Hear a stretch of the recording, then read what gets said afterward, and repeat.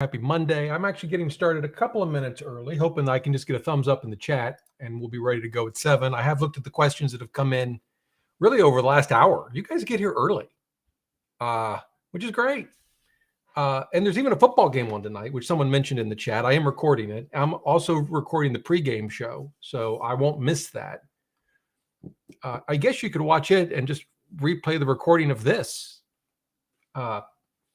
But please give me a thumbs up if everything is working.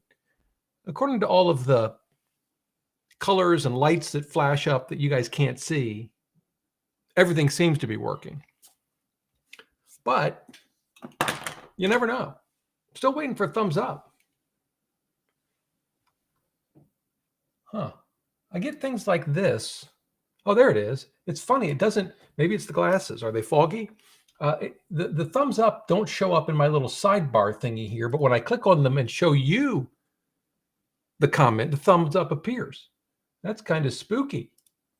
Not really, but oh, there they come. Now all the thumbs up just came up. In fact, Quincy got a I'm going to just say got a little carried away, but I appreciate it. 5 thumbs up. I like it. Okay. So I want to get to the topic, the short little topic that I prepare a topic every week. By the way, if you're new to this is just an hour and a half of Q&A. You guys ask me questions. I give you my thoughts. I'm not a financial advisor. I'm just a guy with a YouTube channel and some fancy equipment. But I have invested for a while. I have my own particular view of how investing should work. Not everyone agrees with me. That's okay. But I'm happy to give you my opinion on just about anything. In fact, feel free to ask questions that have nothing to do with money, like football. Chess is certainly a topic within my wheelhouse. So the question of the debt ceiling came up in an email. And so I thought I'd cover it. But as part of this, what I want to do is ask you guys a question. I'm going to start a poll. And the first question is, do you think our nation's debt is I'll call it a serious problem? I don't know. I'm sure I could word that better. But yes or no, it's real simple. Do you think our nation's debt is a serious problem? Let's give that a second. While you're voting, so as you know, there's a debt ceiling. I think the requirement of a debt ceiling, I looked all this up on the internet. I think it actually started like 100 years ago, the requirement that you had to have approval, to borrow a certain amount. And but as you probably know, every now and again, we reach that debt ceiling. Now we've borrowed, let me just show you this. Here's what we've borrowed. This, let me make it a little bigger before I put it on screen. This is from treasury.gov. This is what we owe. Let's see, hundreds, thousands, millions, billions, trillions. Okay, just making sure. $31,380,309,986,690. That's what we owe. Now, there's other parts of the debt, and some of the debt is actually borrowed from other parts of the government, like the Social Security. It's not all held by, investors, let's say. But there it is, pretty big number. So that's the debt, and they tell us we're going to hit the debt ceiling in the third quarter of this year. And it's already become an issue. You may have noted that it took a number of votes for McCarthy to become Speaker of the House. The Republicans do have a majority, but it's a slim majority. And there are about 20 Republicans who they wanted some rules changed. As I understand it, and I'll confess, I didn't spend a lot of time looking at this issue, but they wanted some rules changed so that they could have a little more say on how things work within the House. And what a lot of folks believe is, look, it's sort of leading up to this debt ceiling fight that's coming. And so it's going to be an interesting summer going into the fall, because at some point we will hit this issue. And I think that, of course, led to the person's question. Now, let me go back to, there was a reason why I asked this. It's kind of I don't know. I think it doesn't surprise me. I'm looking at the poll results. 82% of you said yes. Okay, that doesn't surprise me. 18% of you said no. Fair enough. Now, I want to ask a second related question. I'll say for those, I'm not going to type it in the question, but this is meant for those that answered yes. You think it's a serious problem. Do you only vote for politicians who are committed, I don't know, how far can I go, to, I'll say, reducing the debt. And I know that's kind of, you could word it a different way, but I think you get the idea. In other words, you think it's a serious issue. Is that driving your decision when you vote for a representative, when you vote for a senator? We'll leave the president out. It's a little different, I think, there. But like, you may be a Democrat, you may be a Republican, you may be an independent. But in looking at a candidate, say, look, if you don't take it, I think the debt is a serious issue. So if you're not willing to stand up and say, hold it, I'm going to bring everything to a halt until we can start making some progress on the debt. It's got to be part of what we do. That can mean raising taxes. It could mean cutting spending. It could be both. But do you vote the same way as your own personal views in terms of debt? This is a tough question to answer, I think. My sense is that while most people think the debt is a serious issue, we don't yet really vote that way. Part of that is legitimate. There are other issues. There are social issues that we care about. Maybe we vote based on the Supreme Court and getting certain, either a liberal or conservative justice on the court. That's obviously an important issue. Maybe we vote based on a politician's view of defense of our country or the borders or assistance program. I mean, the list goes on and on. Social Security, Medicare, the list goes on and on. And the reason I ask you these two questions, and it doesn't surprise me, we're looking so far, 70% of you that said, yes, it's a serious issue, don't really vote that way. Or maybe you have other issues that take precedence. And the reason I ask those two questions is it seems to me that I think it's fair to look at our politicians and say, what a bunch of knuckleheads. But they're who we voted for. We're the knuckleheads that put them in office, I guess is what I'm saying.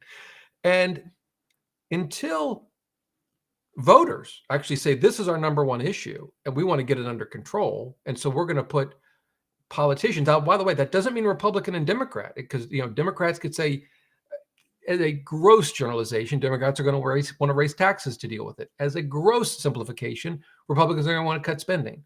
Obviously, it's not that simple. And the only way to actually get them together to actually make progress is a lot of moderates, right? You're not going to get the far left and the far right to come together and agree on anything, as far as I can tell. And we're just not there yet. The only other thing, and this is how I think it'll actually get resolved, is a crisis. That's when we act. We're not going to touch, there's certain things we're just not going to do. It's politically would be suicide for a representative, a senator.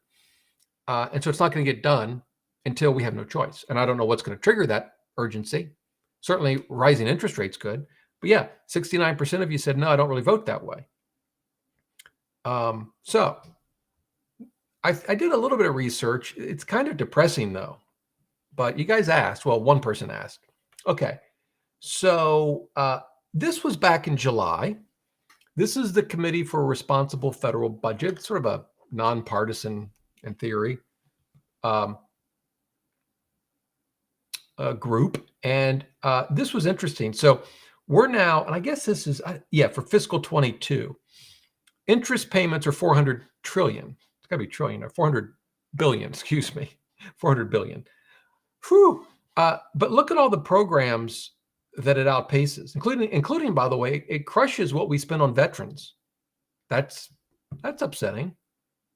It doubles what we spend on food and nutrition services. It more than doubles what we spend on Social Security, disability insurance. And if that has you a little upset, it only gets worse. So let me see here. I got to find it.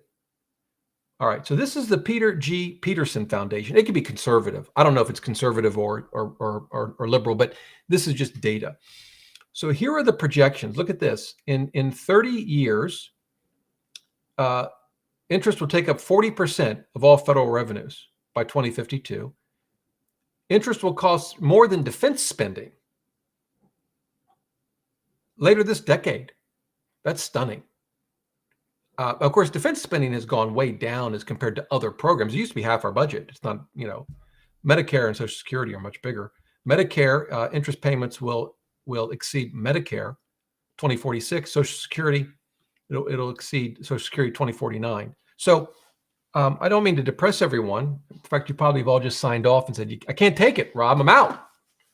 And I don't blame you. It's a serious problem. Now, in terms, and I think in terms of the debt ceiling, there are two sort of arguments here. The one is, look, raising the debt ceiling is necessary for us to pay for the obligations we've already committed to, and default on U.S. government debt would be horrible. So just raise the ceiling. Now, of course, if you take that argument, I suppose, another step, you might say, just get rid of the debt ceiling. Why do we even have it? If all we're going to do is rubber stamp every time we need more money, raise the debt ceiling, why even bother with it? So that's one argument. Another, but the flip side of that is, no, we've got to take a stand, and we've got to make noise when we reach the debt ceiling, because when else are we going to do it? No one wants to talk about it any other time. We're not dealing with it. And at least when we start to fight over the debt ceiling, it brings it into the forefront of the public mind. And a lot of times, for those that think we should cut spending or maybe raise taxes, you can get concessions by withholding a vote for increasing the debt ceiling. Now, here's what happens every time. It's already started. President Biden's already said it's got to be clean. I'm not going to concede anything. You got to just raise the debt ceiling. So the president always says that, by the way. It doesn't matter if they're a Democrat or a Republican. And if they're a Republican, the Democrats say, oh, no. That's not what we're going to do. In fact, Joe Biden, as a senator, voted repeatedly not to raise the debt ceiling. And if a Republican, that's a Republican office. If a Democrat's in office, we're going to see what happens. It's just the reverse. It's for different reasons. I think some parties and leaders could be better at sort of spinning it their way. But it's basically the same nonsense by both parties. And so it's going to be a circus. I personally think it should be a circus. I don't want us to default on the debt, though. I want us to, hopefully they avoid that. So what happens is, and Janet Yellen or whoever's the treasurer, I guess she'll still be the secretary. There's some word that maybe she was going to step down, or I don't know. Anyway, maybe not. Maybe I made that up. What the treasurer always do, we've got to go into some sort of emergency maneuvers because we've hit the debt ceiling. So we've got to do all of this maneuvering. Think of that as sort of the warning track in baseball. It's like, you're going out for that pop fly, you see the warning track, and doom hasn't occurred yet. You haven't smashed into the fence, but it's close. That's really what's happening. And then usually they raise the debt ceiling at the end of all of that. And it's interesting, like I see comments, like here's one. Good old Dave. Dave, how you doing? Welcome back. Congress has already spent the money. Come on. Yeah, they have. That's true. That is true. I don't disagree with arguments on either side. I still think it's as crazy as it is. What other time do we talk about this issue? Every now it'll come up in the presidential debate as it kind of honestly as an afterthought. Here's the reality. The debt ceiling presents an immediate issue right now that we got to deal with. The deficit and the debt, they don't really. In fact, and we don't even really know when it will present an issue. We know it's going to create havoc. We just don't know when. And it could be many years from now. And so it's easy to just let it go. I mean, trying to bring the deficit into some kind of control and ultimately tackling the debt is the kind of issue that get you voted out of office. I mean, it just will. So the politicians, by and large, they don't want to deal with it. Anyway. All right. So I had a few questions. Let me take that comment down. I had a few questions that I don't think I can show you on the screen, as is usually the case. So I'll have to put that up, take it off. Okay. So good questions from folks that joined before we actually started the show. Let's see. Grant wants to know if I have thoughts or a personal preference on VB or VIOO. Expense ratio, number of holdings, small cap tilt. Thank you. At the moment, I don't. but let's figure it out. So we'll go to Morningstar, and I'll show you this in a second. I'm not as prepared. I didn't have Morningstar fired up and ready to go. We've looked at this in the past. So VB is a Vanguard small cap, right? And hang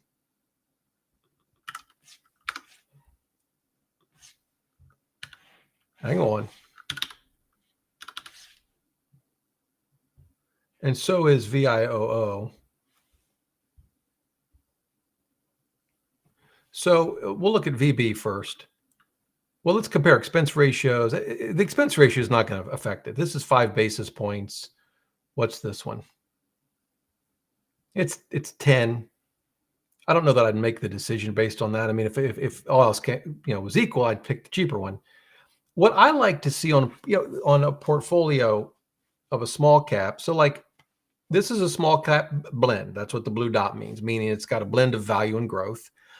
Now that's basically what I have. I don't have VB, but that's basically what I have. A Vanguard. In fact, I might actually have the mutual fund version of VB. Now that I think about it, let's see.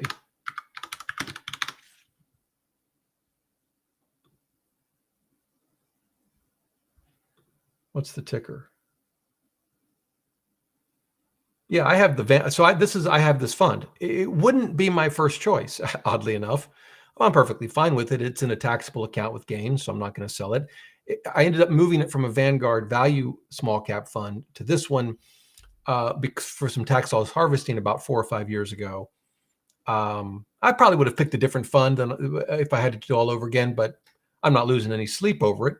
This one, I think, is a blend as well, is it not? Well, it's kind of blend / close to value. So I think there's this sense. So there's 2 issues here. This one is a smaller small cap.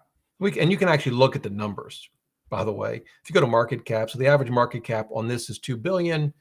The average market cap on this one is going to be much higher. I mean, relatively speaking, 5.2. So there's one theory that might suggest, well, if small cap is good, and historically it's been pretty good, smaller cap is even better. I don't have an opinion on that. I can't easily put my hand on research, studies, historical data that says that's actually true.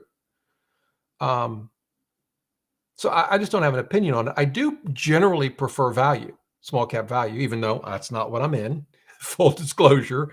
So on that basis, between these 2, I would probably prefer this one.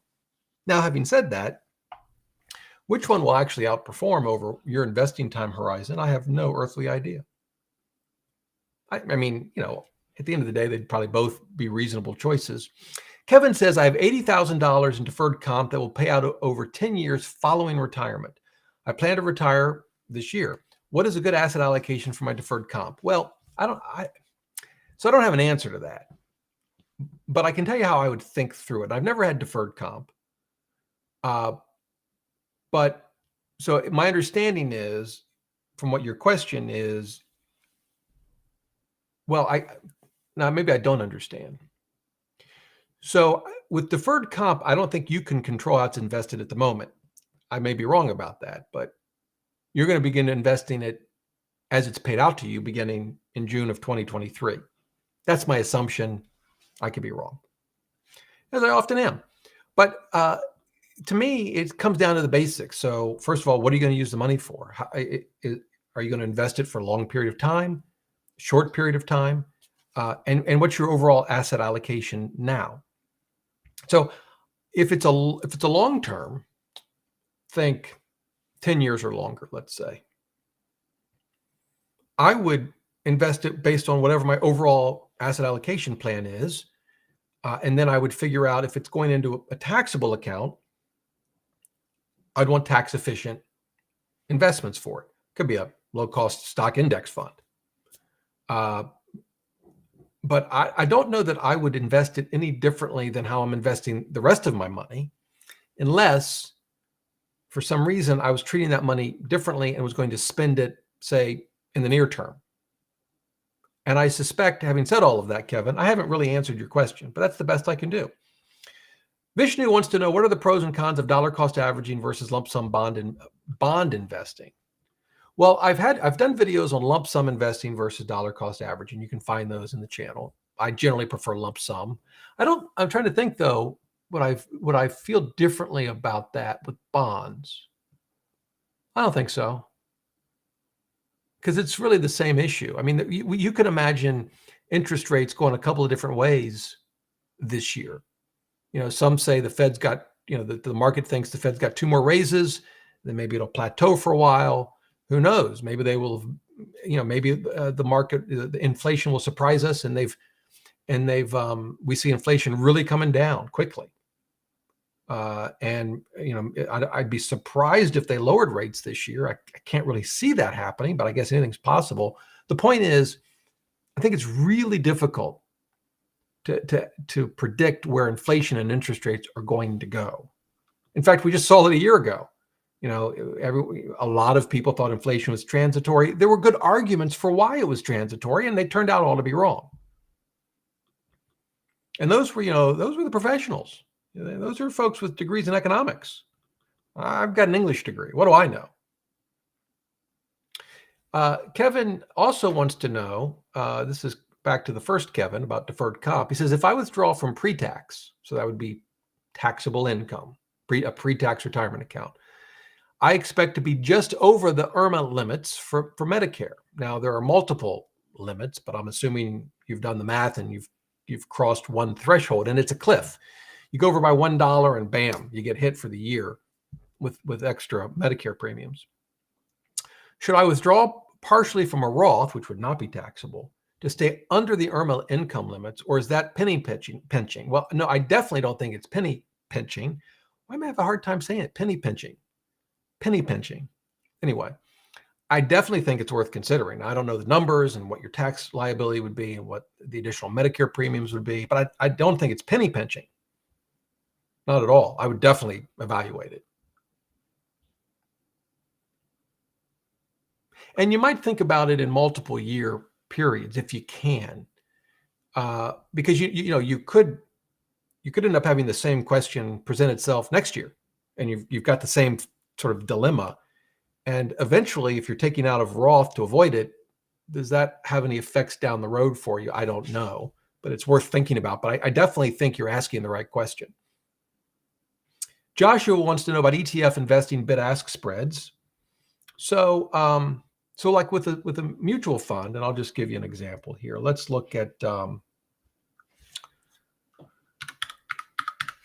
we'll look at Vanguard just because, where's Morningstar? So here's the Vanguard total. This is a mutual fund. Their Vanguard Total Stock Market Index. Now, when you buy this, you're buying it directly from the mutual fund company. You're not buying it from another investor. There's no bid and ask. And you always buy it and always sell it at the net asset value, which is just the value of all of the stocks it owns. And it might hold some cash, and here it is. Here's the NAV. I don't know if you can see it in the corner there on the left. And it's 94.49. So this does not vary throughout the trading day. What happens when the market closes is, I'm sure a lot of computers at Vanguard start crunching some numbers. They get all the updated stock prices or bond prices. Not all the bonds in the bond portfolio are publicly traded, by the way, but they have other ways to value them. But in any event, this comes out, I want to say around 6. At least that's when I see it updated. And there it is. That's the NAV, right? So there's no bid ask, which is one of the reasons that it's one of the features of a mutual fund that I find preferable over ETFs. However, we can look at this same fund, but as an ETF, and you'll see right here the bid ask. The bid 193.60, the ask. So the bid would be like a buyer. Hey, I want to buy your share. I'll pay you 193.60. And someone selling it say, yeah, I want 194.06. Now, you're never going to get this. The bid and ask, I don't think, are ever the same. I'm sure maybe there could be. I don't think so. But with an ETF like this, you're likely to see it, I don't know, very, very small. here's the thing.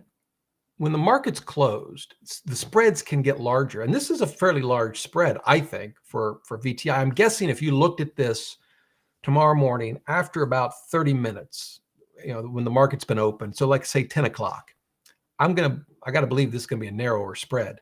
If we go to something like AVUV, and you may have mentioned this in your question.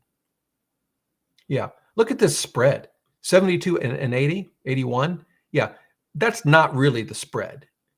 You're going to buy this at, say, 11 in the morning tomorrow, and the spread is going to be pennies. So if you don't believe me, set a reminder, go back and look at AVUV tomorrow at 10:30 in the morning. But that's the bid-ask spread. So, you're going to lose a penny or two off of most ETFs when you buy and sell. But, the flip side, I suppose, is that this has, and I'm just using this one example. That's not the example I want. I'm not going to use that one. Let's go back to VTI. It's got an expense ratio of 3 basis points.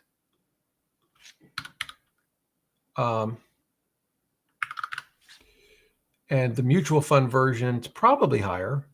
4 points. So, no spread there, but slightly higher expense ratio. Everything counts, so I don't want to dismiss it, but 1 basis point, I don't know. Okay. Here's a question. Any idea why VTSAX, which we were just looking at, is 4 basis points, as we just saw, but in a 529 plan, the same fund is 11. So sometimes in funds like that, you can see a higher expense ratio, which is probably designed to offset some of the expenses of the 529 account. Behind the scenes, how it works, I don't know if it's a separate share class. I don't know, but that's not surprising to me. I've seen that before. Sometimes you'll see it in retirement accounts.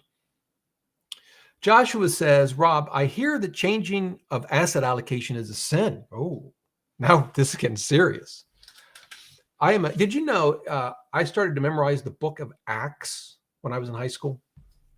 I'm not kidding. I didn't actually memorize the whole thing, but I memorized huge chunks of it.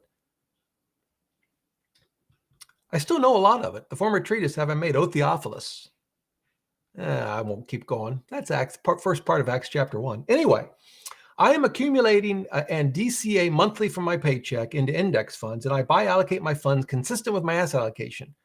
Why is it a sin if one month I put more money toward, say, one fund or another and deviate from the asset allocation? Well, I don't know that I would describe it as a sin. I guess my first question would be, why are you doing that? Now, some could say, well, I'm going to do it. In some cases, you do it to get back towards your plan. Maybe one fund has fallen off, so you put your contributions there. But from your question, it sounds like that's not the case. You're actually making contributions in such a way that will take you further away from your asset allocation plan. And I find that troubling, actually. And my question to you would be, why are you doing it? And what's the purpose of your asset allocation plan? If it's not to follow it, do you have rules on when you don't follow it? And it's not that I think this needs to be down to the penny. Like I've said in the past, I think, asset allocation is not like horseshoes and hand grenades. Close enough is, okay. But to actually intentionally move further away from your plan, even if it's a relatively small amount of money, the question I would have for you is why? And what's the point of having an asset allocation plan to begin with? Okay. Joe, and this is we were kind of alluding to this with the debt and all of that. Social Security Board states that Social Security will be unable to pay or will be able to pay benefits in full and on time until 2034. And only about $780 of every 1,000 after that. Should we be concerned? Well, first of all, it's been saying that for as long as I can remember. I mean, the date changes, the numbers change, but Social Security has always been running out of money. And they've done things in the past to try to shore that up, but it pushes the date out, whatever. But yeah, I think we should be concerned. I don't know, one approach from a planning perspective is not to count on Social Security. And if you get it, it's a bonus. At the same time, that's kind of an easy thing to say, sitting behind this mic. Yeah, just don't count Social Security, where a lot of people really are relying on it. And if they don't count it, that could mean a number of years more working. Of course, others would say, well, yeah, but given the situation, I don't think from right now in the current political climate, and current, I don't mean this year or this administration, but this time period in our history. It's hard for me to believe that they're going to do anything to Social Security that would take benefits away from seniors, those collecting it, or those about to collect it. I just think it's the third rail of politics. There's a number of third rails of politics. That's one of them. So I think it's very unlikely that that's going to happen. I could see, one way this gets changed is a total restructuring of something like Medicare and Social Security in ways that effectively they can hide the impacts. I don't mean that quite as devious as that sounds, but hide it in a sense that it's complicated and you need to do what you need to do to get it passed. I mean, that was the Affordable Care Act. There were all kinds of hidden bombs, hidden things in the Affordable Care Act that helped some and hurt others. Some of them came out during, the time when they were trying to pass that legislation, and some of it didn't. And I've long forgot many of the issues. I spent a fair amount of time looking at that at the time, but in any event, I'm not losing sleep over it, but I do think the day is going to come when we have to pay the piper. We can't just keep going into the debt we're going into. The interest payments get bigger and bigger. We just can't do that forever. Right now, people talk about the low rates that we've had that help us. That's true. All of our debt is in US dollars. That's a big help. You have inflationary debt cycles when you borrow in other currencies. Think the Asian currency crisis in the late 90s. And we're the reserve currency of the world. So we have that going for us, but that could change, right? This is just a feel good show, isn't it?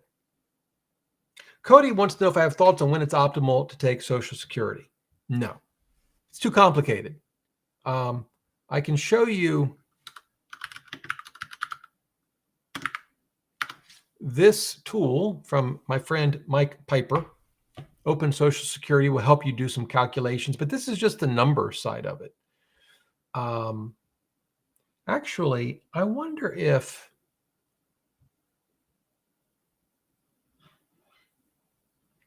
I don't know if he may do some consulting. I don't know, but you could contact him. I mean, when we get to that age, and I think I already know what we're going to do, but I'll probably consult with someone. It's just too complicated. And that's why people specialize in this thing. But that's one tool you could use.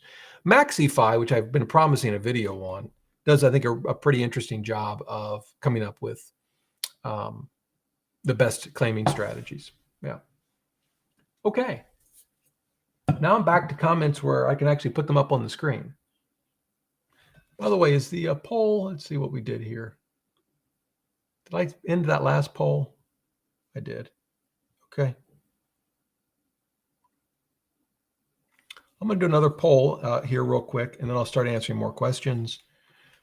Will the S&P 500 be higher on 12/31/23 than it is today? Yes, no, I have no idea. Okay.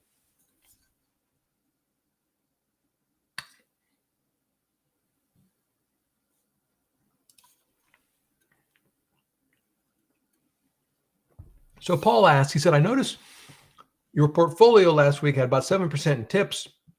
What makes the tips more attractive in your view, and for what investment goal? Well, it kind of has taken the Swinson approach. He's passed away, but he was the one that managed Yale's endowment, and he wrote a book, which I have somewhere. I think every time I think of this book, I say the same thing. He wrote a book, and I turn around, I'm looking at my books.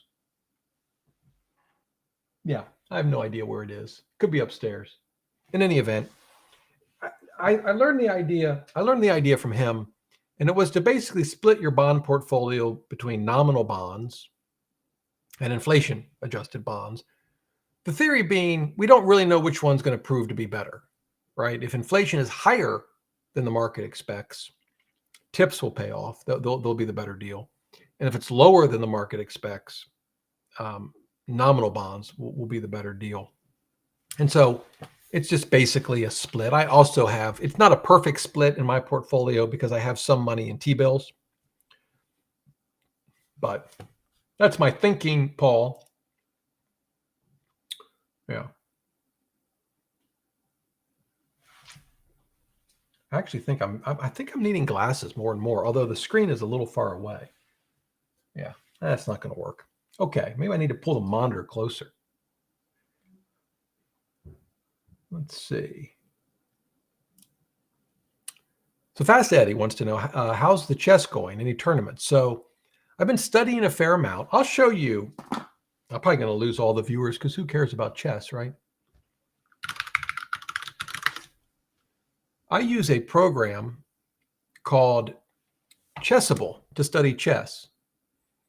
And it's pretty interesting, I think. So like this is a book. It's called the woodpecker method. It's just basically drilling the same positions over and over again. And this is sort of a lot of fun. Well, fun if you like chess. So I highly recommend this if you're chess players and you want to get better. We'll review one. So the idea is, so I've already seen this puzzle. So, and I know it's not very big. Let me see if I can make it bigger. No, I can't. How about that? Here we go. Maybe I can. Oh, there it is. Huh? So the idea is, in theory, because I've seen this puzzle before, I should be able to solve it very quickly, right? But you can play through this, and it'll keep track of the ones you miss and show them to you again more frequently. I'm not going to try to solve this puzzle while I'm doing the show. I have no idea. I am playing in the U.S. Amateur Team Event, which is in Parsippany, New Jersey in February. Longtime viewers of the show know that I talk about that trip every year. I talk about how to turn left anywhere in New Jersey, you first have to go right. I don't get it. And you can't pump your own gas, which I find it's un-American. But they have good diners, and they have Parsippany. It's just a cool name of a town. It's fun to say. Okay. I did play. I am part of the DC Chess League, and I played a pretty good game. The last time I played about a month ago and won. It was a King's. I was black. The player playing the white pieces played a King's Gambit. E4, E5, F4. And I play a counter gambit against that. I play D5. Anyway, enough of that. Okay, so I'm definitely rooting for TCU. It's an underdog, so I'm gonna root for TCU. I can't root for a team that took out Marvin Harrison Jr. on a cheap shot. Can't do it. Sorry. What's the second question? I notice you don't own small cap value. Yeah, I think I've explained why. I like small cap value. So it was a tax loss harvesting thing. I don't know if AVUV existed back then. Would I've gone with AVUV? I don't know. I like AVUV. What kind of question is this, Conscience? Welcome back, by the way. Who is your favorite active trader, and why is it Jim Cramer? I mean, so Jim is interesting. He's a very smart guy, and I find him entertaining, and it's amazing how much he gets wrong. In fairness to Jim, the problem isn't that he's a smart guy. It's an entertainment show. He's going on and on about every public company in the world practically. Of course, he's going to get a lot of it just flat out wrong. I would too if I was forced to give an opinion about everything. The bigger question is, does anyone actually listen to the show for investing tips? I don't know. I don't actually watch them that often. Every now and again, it's fun to hit the buzzer. I watch it for like 30 seconds, and then I'm off to something else.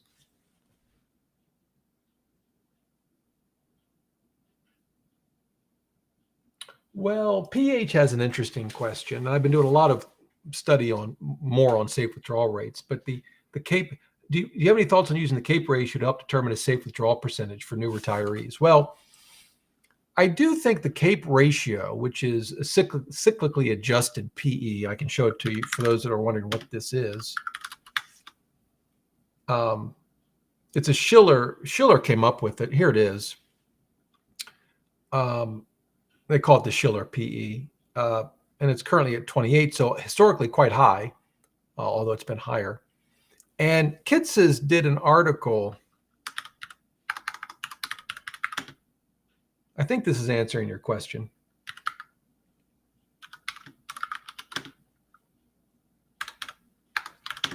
That looked at the relationship between the Schiller PE and safe withdrawal rates. And see if I can find it quickly. It was an older article. I thought it was an 08 article. I've got it somewhere.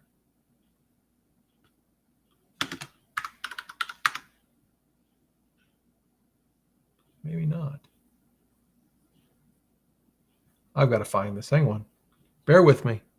Hold, please.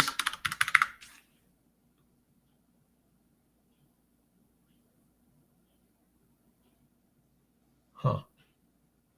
Here it is. Maybe this is it. Did my notes save me? It'd be great if my note taking actually helped me find this thing. Maybe. Yeah, I did. Wow. Here we go. So this is from 2008. And you can see the safe withdrawal rate is here, and he's looking at lower and upper bounds of the PE. It's the Schiller PE, he calls it the PE 10. And the lower the PE range, the higher the safe withdrawal rate. Right? Does that make sense? I'll try to make this even a little bigger. And so, you just saw a second ago, we're at 28. Now, by the way, I think you could argue that this should be adjusted because, during the last 10 years, there have been significant changes to corporate tax policy that are not reflected, I don't believe, in the Schiller PE. So I think there's some arguments that this is lower than 28, but still it's pretty high. And I think by just about any measure, it would fall into this upper range. That still gives you a lower safe withdrawal rate of 4.4%. But he showed a high correlation. I forget what it was around. Here it is. There it is. Negative 0.74. Negative because, right, the higher the PE, the lower the safe withdrawal rate. So inversely proportional. Hope this is making sense. But 0.74, it's a pretty strong correlation. Now, the one thing you have to bear in mind is that this is based on historical data, primarily US data. And I think there's been a lot of research on this. And Ben Felix put out a video. He talked about a research paper that came out in September. And I've actually had some email back and forth with the author, at least one author of that paper. I'm not a huge fan of that paper from a practical application perspective, but that's a whole nother topic. Or at least I have a number of questions about it. But I think the bigger question of, should we assume that we've had a pretty good run as a country, relatively low inflation. We've never had hyperinflation, at least not in the last, I don't know if ever, but certainly not in the last 150 years. Things have gone reasonably well. We've obviously overcome a lot of different things, but we've never been Germany post World War I, right? Or Japan post World War II. That's never been the United States. And so it's just something to keep in mind. But I'm getting off, I guess, topic. I think you can use the CAPE ratio as a way, which is just nothing more than saying stock valuations, as a way of thinking about what the safe withdrawal rate might be. Again, there's still no guarantees, but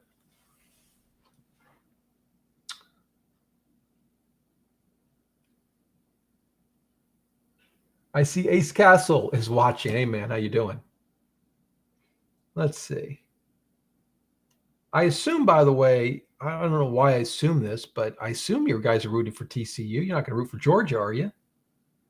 All right, we'll do a poll. Oh, there's a poll going on. Hang on, I forgot about it. Will the S&P be higher? 50% says yes. You guys are optimists. I would have voted I have no idea. Although I guess if you're thinking statistically, your better guess is yes, right? If it's a coin toss. So who? Let's see. Who will win? Who will win tonight's game? Now, there's Georgia, and I've bet on them. Georgia, just Georgia. You haven't bet on them. TCU, and I've bet on them. I'm sure I could have figured out a better way to actually word that, or just TCU. In other words, are you just voting, or like, do you have money on the line? By the way, I don't bet on sports. It's not a I'm against it kind of thing. It's just, I don't know. I don't find that kind of thing fun. I don't mind like craps or blackjack, if I'm happen to be near a casino, but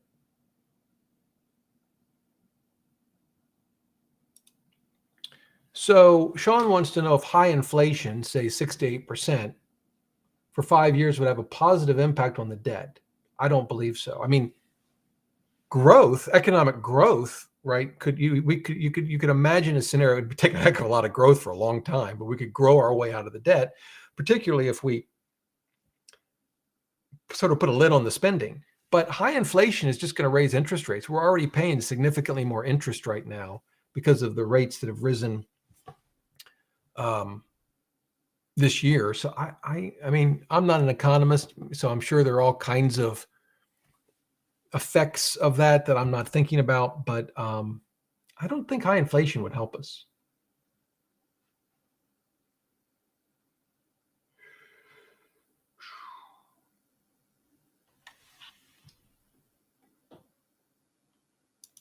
Mike says, I definitely want the government to work on reducing spending, but threatening to block raising the debt ceiling is bad business. I hear you.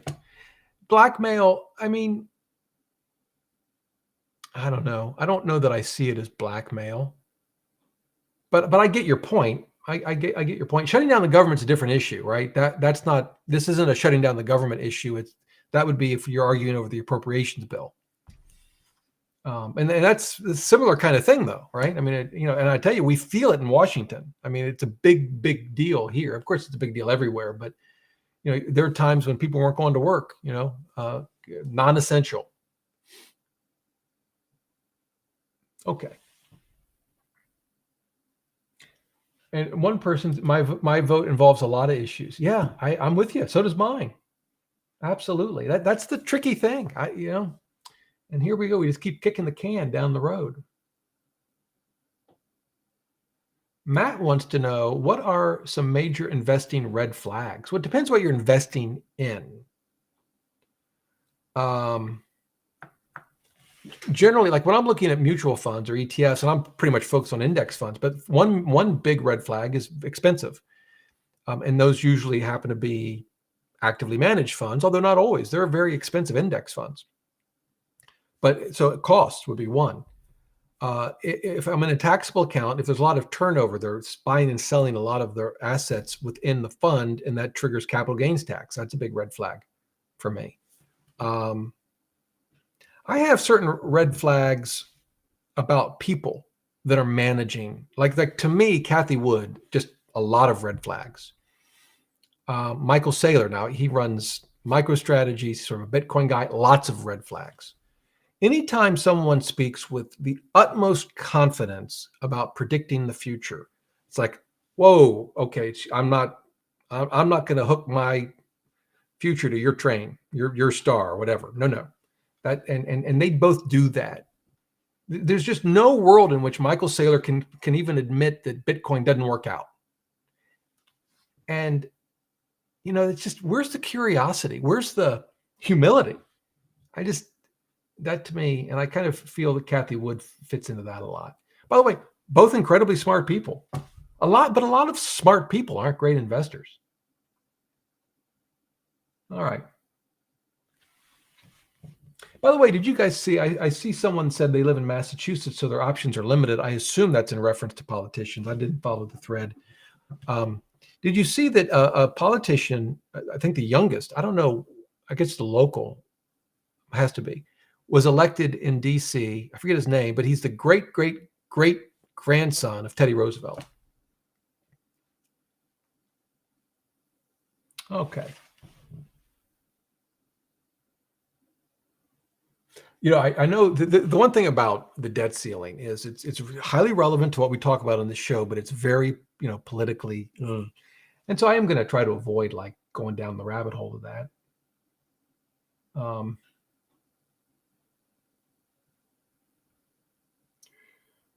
I don't know what the answer is exactly.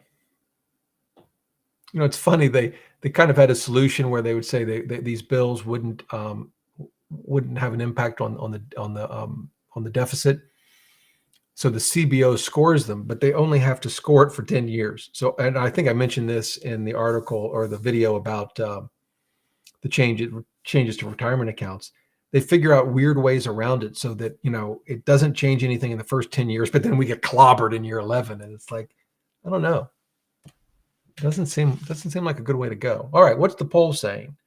Only 1% of you have bet on Georgia, and only 1% of you have bet on Tennessee, TCU. But Georgia is 70%. Yeah, that seems about right. I mean, they're certainly favored. I don't know about how many touchdowns. I hope it's a good game. That was the great thing about it. As much as I didn't like the outcome, both of the games, leading up to this one were a lot of fun. All right. What time is it? Is it 7:50? I got to get back to some questions.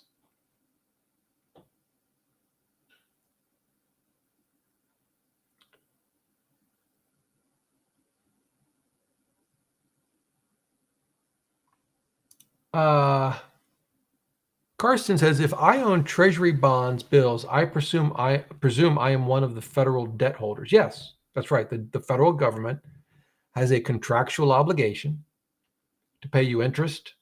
Well, yeah, treasury bill, it's a zero coupon, but pay you back the principal, plus the interest effectively. Or if it's a bond, pay you interest usually every 6 months, I think. And then return of your, the face value of the bond when it matures. Yep.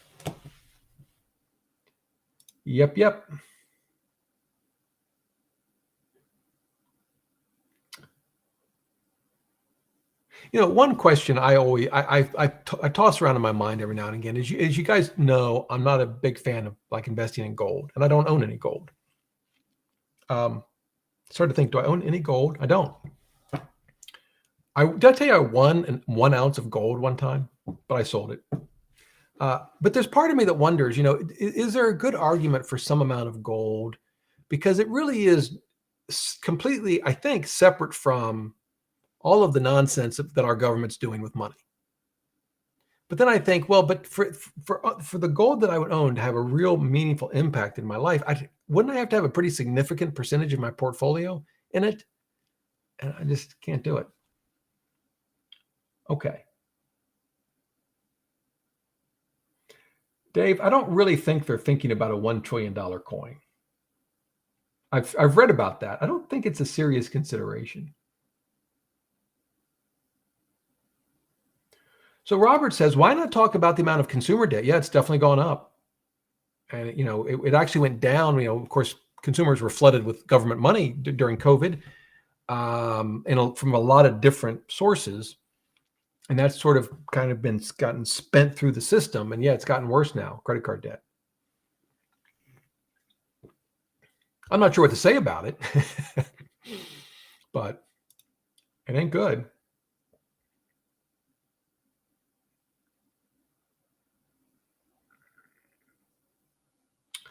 So Rob wants to know, why B&D in my portfolio? You mentioned intermediate treasury. Is VGIT a good alternative? Yeah. So there's and then he adds, go dogs. There's sort of two lines of thinking here, I think. So if we look at these two funds, we'll go to BND first, total bond market. This is just follows the Bloomberg Ag Bond Index, right? So there's other, you could get this at Fidelity, many places. But the thing to know about this fund is it holds 3 or maybe 4, I guess primarily 3 types of bonds. 50% in government bonds, so think treasuries, right? 26, or we'll call it a quarter of it, is in corporate bonds, and a quarter roughly are in securitized. I assume this is like mortgage-backed securities. Make sure you can see this. I'll take off the comment. Okay, so it's a well-diversified, and it's an intermediate term, and that's, you look at duration for that, 7 or 6.5 years. Now, let me pull up the other one he mentioned, which I think is just treasuries. Doesn't have corporate and asset-backed bonds. So let's see if I'm pretty sure. Yeah, I'm pretty sure that's right. But let's double check. By the way, its duration is close. It's 5.2, so it's a little shorter. And yeah, it's all government bonds. So one argument is for this one would be, look, the bond portfolio. It's not the idea is not to get fancy. It's to be secure and offer some diversification from stocks, which generally works out just about every year. In some ways, it did work out last year. I mean, stocks were down more than bonds. I mean, it didn't work out like we normally expected to. And so we want the most secure thing we can get. And this, at least right now, in the 21st century, it's U.S. government bonds. There you go, and you're done. The argument for this is to say, well, yeah, but these are still really secure. The corporates are all investment grade. Most of it's AAA. You can see that here, but it doesn't get any lower than BBB. So it's all investment grade. These are, some people actually, this bothers them. The idea that it's backed by mortgages and you can run through some really difficult times there. Honestly, I just don't have a strong opinion either way. I just don't. I think either one are perfectly fine. Is it wrong to say that? Should I have a strong opinion about everything? I just don't. I don't know. This is a good question. I don't know how to pronounce your name. Kokoti? I don't know. Is that a word? Anyway. Do you know anyone that's actually successful selling options? I do not. I know a lot of people who tell me when the options they've traded did well. I don't hear from them when the options aren't doing well. And I know when they're not doing well because I know which direction they've bet. But no, and I'll go even beyond that. I don't know any options trader who actually knows if they've done well. That actually tracks, here's how much money I've made on an after-tax basis, given my option strategy. And if instead I just invested in the underlying, let's say they're buying and selling options on an index. If I just bought the index and held it, here's what I would have. I don't know anyone that actually calculates that. I'm sure they're out there, by the way, just because I don't know them. What do I know? I sit in my basement and talk to myself in front of a camera and hear from no one. For all I know, all these questions you guys are asking me are just Chat GPT, some AI system spitting out questions, making me think people are watching the show. Okay. I don't know where that came from. No idea. Noreen, thanks for, it went back up and now I can't get to it, but thank you for promoting the newsletter. All right. I send out a newsletter every Sunday morning. It's got like 10,000 subscribers now or close to it. Pretty excited about that. Every week I send it out, I get a flood of replies, which I'm thrilled, but I'm just getting overwhelmed. Even not responding, I still want to read each one, think about it. Sometimes it's a good topic for a show or the live Q&A, or that's a good problem to have.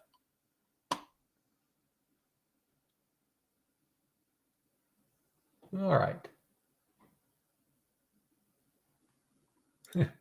Here we go. Bradley, watching tonight with my 11-year-old. Oh, that's fun. Wants to know your thoughts on investing with a 55-year time horizon and limited assets. First of all, the best thing you got going for you is a 55-year time horizon. The limited assets should not concern you at all. If you can start investing $5 a month, do it. It's going to be ginormous. I mean, we can actually look at some numbers. Let's see here. I'll pull up a little calculator. This is actually from my site, savings calculator. Hopefully it's not broken. So here it is from allcards.com. I built this. Anyway. So let's say you can do, well, let's just do $5 a month. Of course, for 55 years, I'll take the comment down so it doesn't get in the way. You're obviously going to contribute more as you get older, you get a job and so on. So we'll put the initial deposit at $5, monthly contribution of $5 over 55 years. And let's assume, I'll assume 9%. What do you end up with? Look at that, $5. You end up with a total of 93 grand. This is $5 a month. Now, let's assume you can average, you can't do this now. You're going to start out slow, but let's just, let's imagine you do, let's do $5 for 10 years. What's that get us? Okay, we'll call it $1,000. So then you've got $1,000, and let's say now you can really ratchet it up and you could do 500 for the remaining 45 years. It's 3.7 million. Now, of course, you say, well, there's inflation. Yeah, but the monthly contribution is going to go up too over 45 years. So yeah, I mean, start now. Keep your expenses low and don't ever stop. There you go. And have fun watching the game tonight.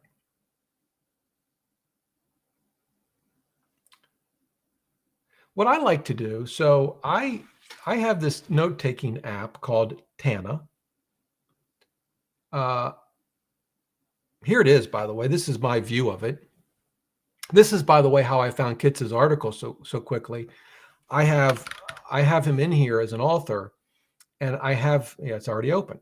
And I don't have all his articles in here that I want, but I have this set up so that any article I've put into this note-taking app written by Michael gets listed down here. Now you can see I've only got 2, but the one I needed, I thought I had it, was down here. Anyway, I like to look at this on my laptop while I'm watching football and just take notes of things that I think about. I'll give you an example. I forget what I was doing. If I showed you how lame I am. I was thinking about how we look at both market returns and inflation with safe withdrawal rates. And I was thinking, a lot of folks are kind of talking about how Bank can use just U.S. market data. And they create these elaborate ways to look at other data from other countries. And I'm thinking, well, why not just do a global portfolio? It's easy to do now, right? You've got a Vanguard fund that's, one fund, pretty cheap, get global exposure. Same thing with Avantis. So those funds don't have much history, but why not just recreate the returns of a global portfolio? And I would think it would be like a market cap weighted, by country, and figure out what the returns would be, and figure out what the safe withdrawal rate would be if you did that. And by the way, Wade Pfau's kind of done that already. He puts it at about 3.5%. Fine. But I was thinking, actually, you still have to figure out inflation. What inflation data are you going to use? Because, if you just use the U.S. inflation data, the reality is we've had it pretty good. I mean, we think 10% is high. Post World War I in Germany, I think this was 1923. 18 to 24 was kind of a rough batch there. Their prices doubled every 4 days. That's serious inflation. So we haven't had that.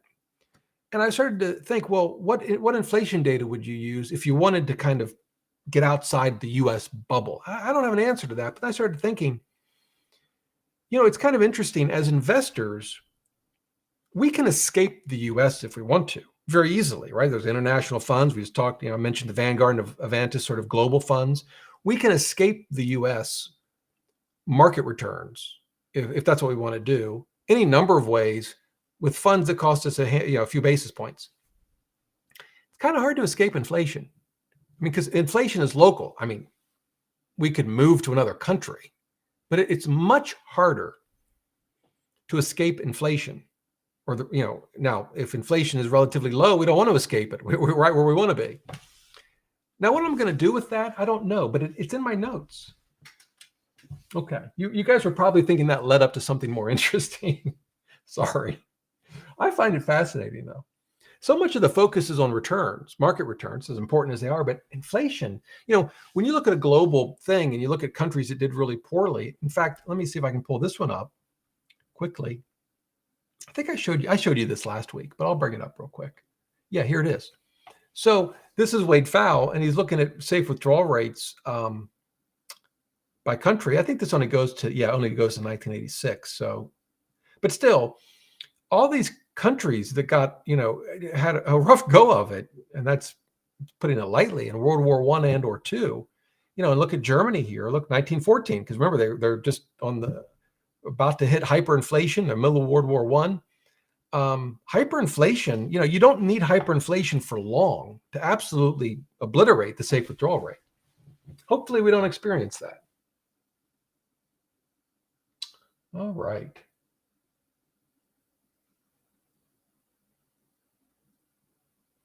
Omar points out that the bid-ask spread on ETFs is kind of not all that important for buy and hold investors. I think that's true, particularly for the kind of ETFs we're buying, meaning there's a lot of liquidity, a lot of shares get traded every day. I mean, it might matter if you're buying some obscure ETF, but now, it's interesting. Bogle, founder of Vanguard, much preferred mutual funds. And his point was that in times of market turmoil, if you need to get money out, ETFs can maybe create a little bit of an issue. I'm just saying what he said. He's a pretty smart guy.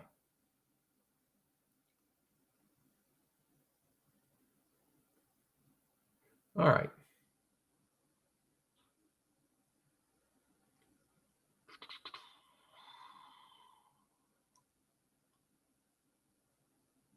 Well, this is Omar also points out that in the book Just Keep Buying, which I have, I kind of started it. It's a really good book, I think, if you're just getting into investing and managing your money, which I would classify my book, Retire Before Mom and Dad, in the same way. But he points out that he shows empirical evidence that lump sum investing is better, and that's in part because the markets are usually up. What I have not been able to find, though, Omar, and I wonder if anyone else has, is any studies that show which is better when valuations are high. I've looked for that and can't find it.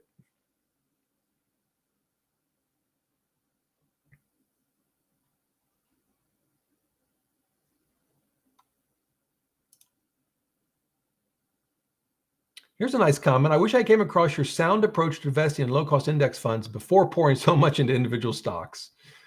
Yeah, I hear you. Although I do own some individual stocks, but most of it's in index funds.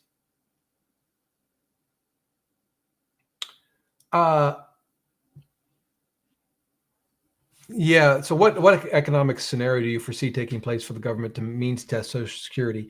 I don't know how much of it's an economic scenario as more as a political reality. It may be, I mean, the reality is that means testing Social Security will hurt those that are more, depending on how they do it, but those that are more well off, wherever they draw the line. And politically, that's probably more possible than just about anything else. Now, the other thing they can do is raise taxes, right? So there's a cutoff there, obviously. What's the cutoff this year? 2023 Social Security tax limit. Yeah, here we go.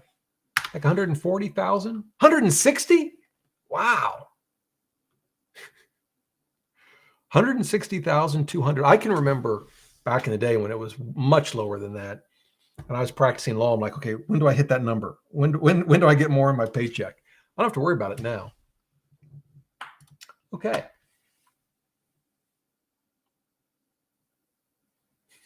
Noreen, I think, is being funny when she says it's an uplifting show. It's okay. Got to look at the reality.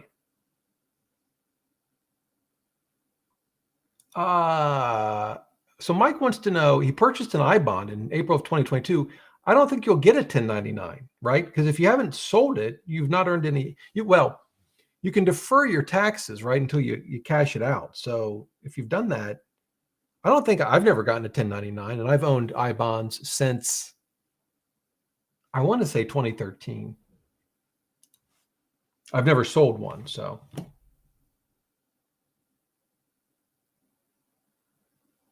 Well, I don't know that I agree with this. We are not the only country in debt, so everyone is in the same boat. It's certainly true we're not the only country in debt. But and there are other countries that can be in worse situations, of course, particularly if they've borrowed in other currencies and so on. You know, they're not the reserve currency, so we have a lot of things going for us. But boy, our debt's pretty significant. But yeah, certainly not the only country in debt. That is true.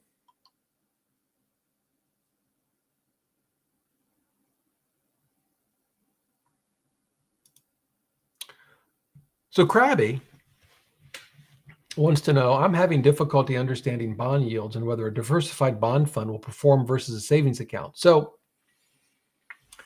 let's look at this. Let me first, let's look at savings accounts and then we'll compare. So we do a pretty good job of listing the best, I think. Right now, we show the best savings account at 435. By the way, if you ever are on this site, and we track a lot. I mean, you look at the savings accounts we track, it's a lot. And we track recent changes as well. But in any event, if you ever are aware of a savings account that pays better, let me know. Or we track money market accounts. We have a lot of those, and CDs. But so anyway, you can do better than 375, but that's still pretty good. Look at this. We got 455 overall CD accounts we're tracking, including broker CDs. And anyway, so if we compare that to like BND, it's a bond fund. It's got I tend to look at the SEC yield, which is the yield based on income that was paid out last month divided by the NAV, but and annualized. You can actually, or you can just click on that. It gives you the definition. And it's higher than the 12-month yield because interest rates have been going up over the last 12 months. But at any rate, it's at 414. So, you're going to do better on a bank CD at the moment, right? Or even a savings account. The tricky thing is that this yield is only part of the story. Let's say interest rates come down over the next year. Well, the value of this bond fund will of any bonds will go up. Of course, if interest rates continue to rise, the value could go down. What you generally know as a general rule is this. It's 414, right? Remember that. If you hold the fund for roughly 2 times its duration minus 1. So what would that be in this case? 6.5 times 2 is 13, minus 1 is 12. If you hold this for 12 years, you're likely to have an annual return pretty close to its current yield, right? Even if bond prices, even as they fluctuate during that time. And there's actually a book that is behind me that talks about it. Inside the Yield Curve talks about this. They actually put it in a range. It's not 2x the duration minus 1, really. It could be a little different than that, but it's close enough. Which concerns me. I got to wait 12 years. Well, it actually could do better depending on what interest rates do in the short term. But remember, when interest rates go up, bond values go down. That's a bad thing. But you begin to earn higher yields, which is a good thing. And those two things offset, and it takes time. Same thing if interest rates go down, it causes bond prices to go up, which is a good thing for the fund, but then you're earning less yield going forward. And so they kind of offset. But for a long-term investors, and that includes, I think, retirees, if you're 65 and you're planning for a 30 or 35-year retirement, and if you're not planning for that long, if you're thinking I'm going to use the money over the next 5 years, you should probably be in a shorter duration bond fund. I don't know if that answers your question. I think both can be a reasonable approach. The thing about savings accounts is it can get a little tricky depending on how much you're trying to save because of FDIC insurance. And yes, there are ways to increase the limit, and you could use brokered CDs. You're asking about a savings account. You could open up multiple savings accounts at different banks. The management of that can get a little hairy depending on how much you're dealing with. Something to consider. Okay.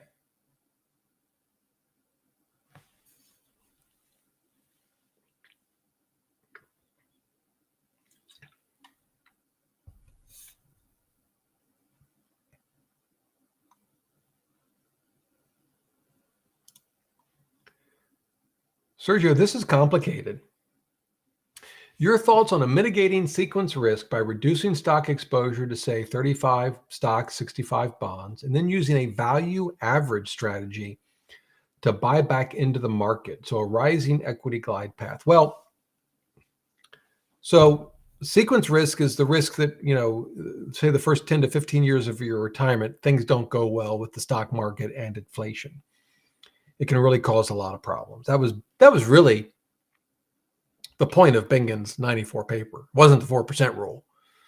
It was the importance of sequence of returns risk and inflation. You can, there are some that argue for a rising equity glide path. Wade Pfau and Michael Kitces did an article on that, so you could Google that and look at it. I think since then, Michael Kitces has said, yeah, well, rising equity glide path, yeah, sometimes it works, sometimes it doesn't. Just depends on the market and a number of other factors.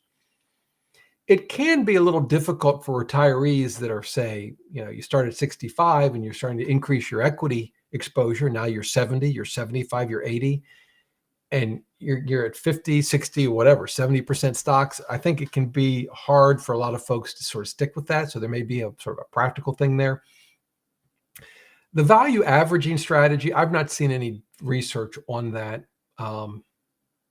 in this context. I don't really know.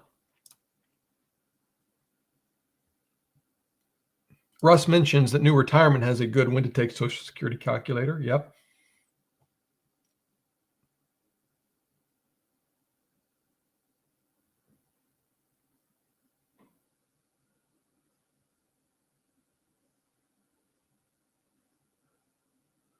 Many of you are saying that inflation causes debts to become smaller,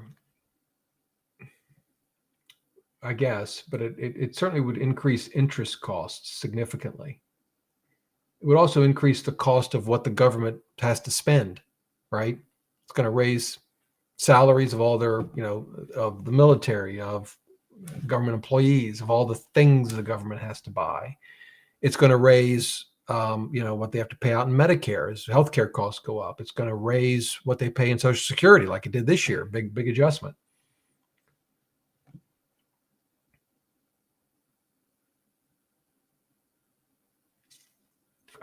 I feel like I'm just a bearer of good news. I see there's Dick Cheney has made an appearance into the chat. I'm skipping through. I'm going to start skipping. We don't have that much time. I want to go all the way to the bottom, see what's going on.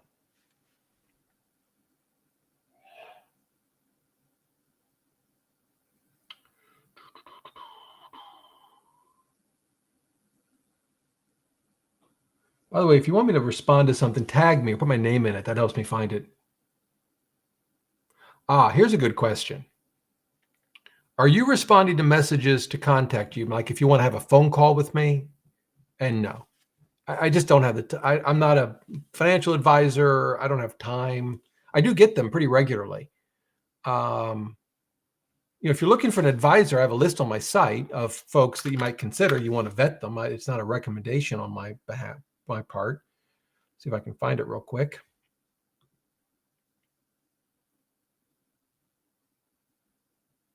Here it is. A list of low-cost financial advisors. I started to make it pretty. Look at this. Fit pictures and stuff. I got the first 3 on there, but then I ran out of steam. I got to do more. But I just don't have time to, to have phone calls and stuff. Yeah, I wish I did, but I don't.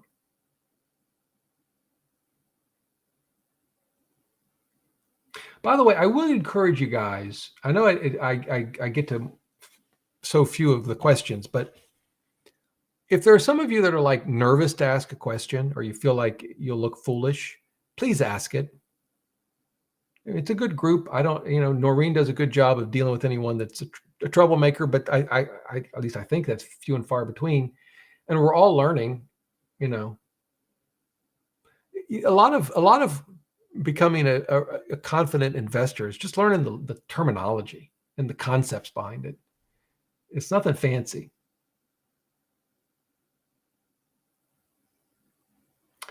I know of Josh Brown. Is the compound? Is he part of that? I don't know, but I don't watch that. No. What's the compound? I like the name.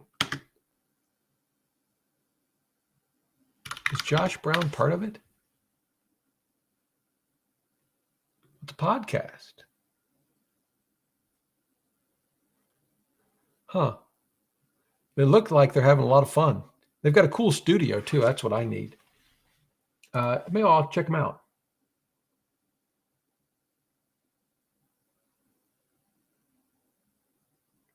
Chris, I've never seen this. I mean, with a mutual fund, you're selling back to the fund company. I've never seen them return underlying assets. Maybe it's happened, but I've never experienced that.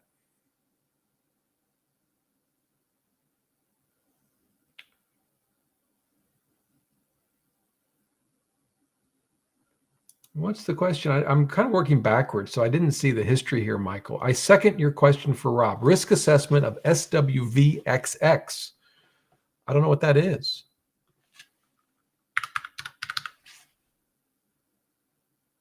Apparently not. Neither does Morningstar. Don't know. No idea. It's Schwab Value Advantage Money Fund. 34 basis point expense ratio. What's its yield? Did I see 4.7? 4.27. So that's not bad. What its risk is? I mean, it's got to be. It's a money fund, so it's got to be pretty. It's got to be all. It's got to have a duration of probably less than a month.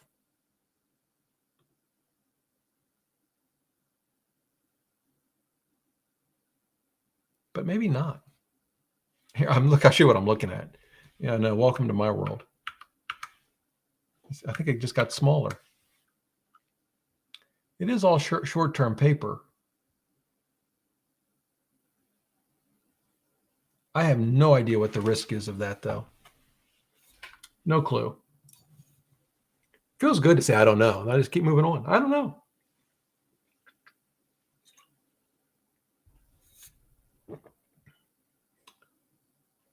I never get this. So this is LG. Real inflation at least 50% greater than U.S. CPI numbers. I've never heard anything quite that extreme, but I regularly hear that the real inflation is much, much higher. I don't know what that's based on. I mean, certainly your increased costs, say now versus a year ago, will certainly be different than the CPI number because of, it can vary based on where you live, how you spend your money, do you own, do you rent? But 50%? I don't know.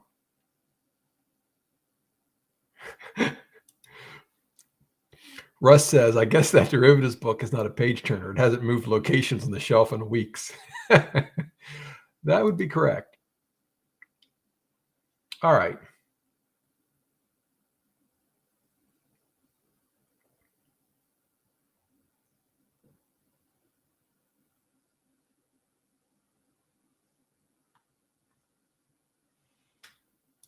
So this looked like the start of a good question. I'm currently making 100 and we'll call it 20 a year. It goes up yearly. I'm in my mid 30s. I'm likely to max out a Roth 401k from now on soon. I couldn't do a Roth IRA. See if I can find the rest of your question. I don't see it.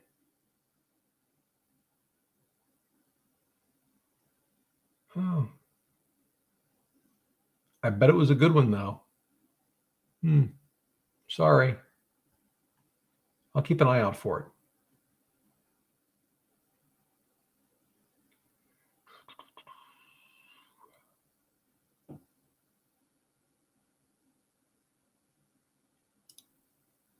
Try $100 a month. I think that's back to the savings calculator, right? We can do that. So we'll start with $100 monthly contribution. I think we were doing 55 years, which is, I guess if you're young, it's 1.8 million. It's amazing. The mind just doesn't really understand compounding. At least that's my view. Mine certainly doesn't. When I was writing my book, I would constantly have to triple check the numbers because I couldn't believe that it would be that big.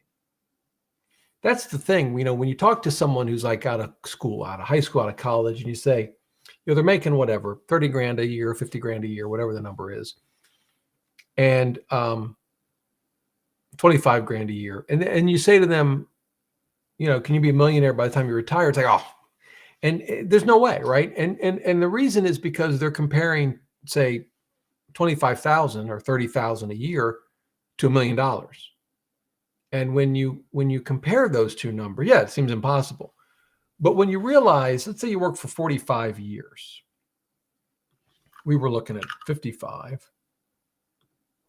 You need about 175. Would 175 a month get you there? Yeah, get you more than there. How about 150? Even 150 would put you over $1 million after 45 years. So if you think about it in those terms, if you say, well, can you save 150? Even if at that moment they can't, let's say, because they've got some school loans or whatever, they're not going to tell you, though, that that's crazy, right? I mean, 30,000 compared to $1 million, that seems crazy. Save 150? Okay, well, I can at least see my way to that. And that's really how we have to look at it. Now, I mean, everyone's situation is different. Maybe you can save more. Maybe you can't save right now, but you can start in a year, whatever. But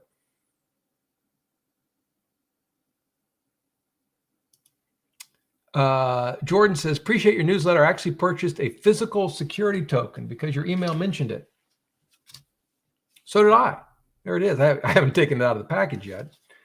I actually got 2 of them. He asked about SWVXX, which I already talked about. Oh, but he has some risk associated with it versus SNSXX. I just don't know. I don't know. All right, we got 4 minutes left. I'm scrolling to the bottom. What do we got? So Karen wants to know where to go. Are treasury bonds a good buy right now? Well, I think they're a decent buy. I mean, it depends what duration you're talking about. But if we look at the treasury yields on the 2-year, it's about 4.25. Is that right? See if I can find a better source. Like maybe, what's the 10-year right now? It's probably lower. Here's the 10-year, 355. A lot of folks think that interest rates are going to start, longer term are going to come down as the Fed tackles inflation. I don't have an answer to that. They're certainly a better buy than they were a year ago. That's for sure. But again, I think it depends on your overall plan, how long you're going to hold the money. I generally like intermediate term bonds. It's just what I've always used for long-term investing. But I haven't changed my asset allocation, so I'm not like buying bonds. And if I have money to invest, I'm keeping my same asset allocation. But so in that sense, I might, but not in big quantities. I don't know that I really answered that question.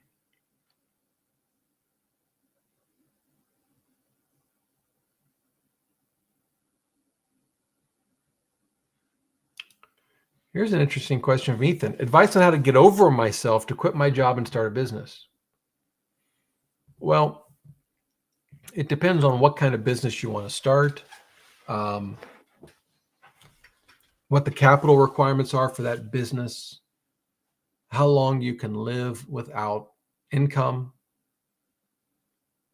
I would very much look at it in as much as you can an unemotional way, which is hard to do because At least for me, it would be. You're excited about a business opportunity, maybe you like the idea of being your own boss and so forth. What I did was started a business. Well, I didn't realize I was starting a business. I just started a blog for fun, but it became a business. And to me, it's the best kind of business in the world because it required almost no investment at all. $10 for a domain, and WordPress is free, and it's your time. You can do the same thing with YouTube channel. There's YouTube. I mean, I've got a little bit of equipment that I've bought. You wouldn't have to do that, but even that's pretty minor, all things considered. You can start a YouTube channel as a business, and you can do it while you're still working. So to me, it was like the perfect combination. But some people want to open a restaurant, or they want to start a consulting business, or they're a lawyer and they want to open up their own practice.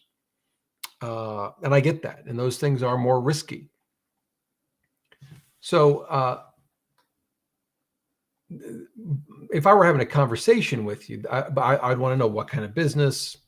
Can you start it while you still have your job? What's it going to cost to start this business? Are you going to have to borrow money? How long can you live without income? Those would be questions. All right, gang, it's 8:30 and the football game. First of all, thank you for no one telling me the score, because I'm going to end this live stream and I'm going to go with my note app open on my laptop and go watch the football game.